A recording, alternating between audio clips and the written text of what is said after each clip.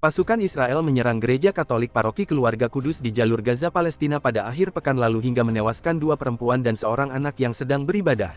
Anggota Parlemen Inggris Layla Moran mengaku beberapa anggota keluarganya dan ratusan warga Gaza lain terperangkap dalam gereja saat Israel membombardir tempat suci itu. Moran, seorang anggota parlemen di Oxford West dan Abingdon, mengatakan sekitar 300 orang, termasuk anak-anak berada di dalam gereja tersebut saat gempuran Israel berlangsung. Ratusan orang itu mencari tempat perlindungan di tengah agresi brutal Israel di Gaza menjelang perayaan Natal. Moran menceritakan situasi makin mencekam dan putus asa ketika penembak jitu Israel mulai menembakkan peluru-pelurunya terhadap gereja hingga membunuh 2 perempuan dan seorang anak-anak.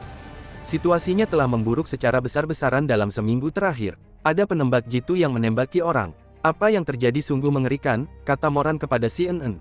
Mereka adalah umat Kristen yang mencari perlindungan seminggu sebelum Natal, dan telah berada di sana selama lebih dari 60 hari, yang telah diberitahu oleh pasukan pertahanan Israel IDF bahwa mereka perlu mengungsi, dan tidak jelas mengapa atau di mana, tidak ada gereja lagi di luar kota Gaza, paparnya menambahkan. Moran bercerita beberapa anggota keluarga besarnya telah mengungsi di gereja sejak minggu pertama setelah agresi Israel ke jalur Gaza berlangsung pada tanggal 7 Oktober lalu.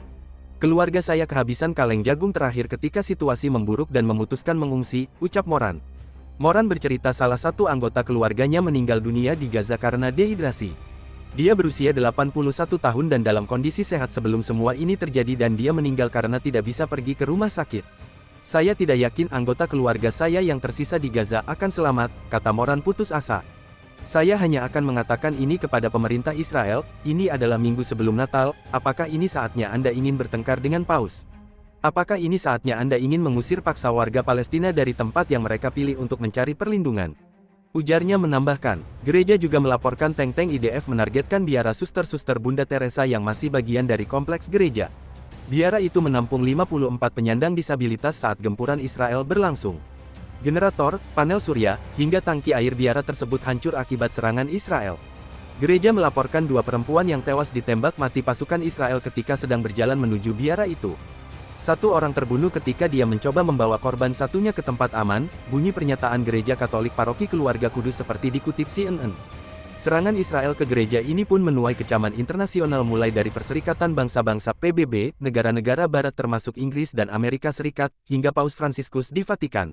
Namun, Israel menyangkal telah menargetkan gereja itu dalam agresinya di Gaza. Perwakilan gereja menghubungi IDF terkait ledakan yang terdengar di dekat gereja. Selama dialog antara IDF dan perwakilan masyarakat, tidak ada laporan mengenai serangan terhadap gereja, atau warga sipil yang terluka atau terbunuh. Tinjauan terhadap temuan operasional IDF mendukung hal ini, bunyi pernyataan IDF. IDF hanya menargetkan teroris dan infrastruktur teror dan tidak menargetkan warga sipil, tidak peduli agama mereka, dan mengambil tindakan besar untuk menghindari kerugian terhadap warga sipil yang tidak terlibat, tambah pernyataan itu. Jangan lupa nantikan berita selanjutnya di terkini.com dengan cara subscribe, like, and share. Terima kasih.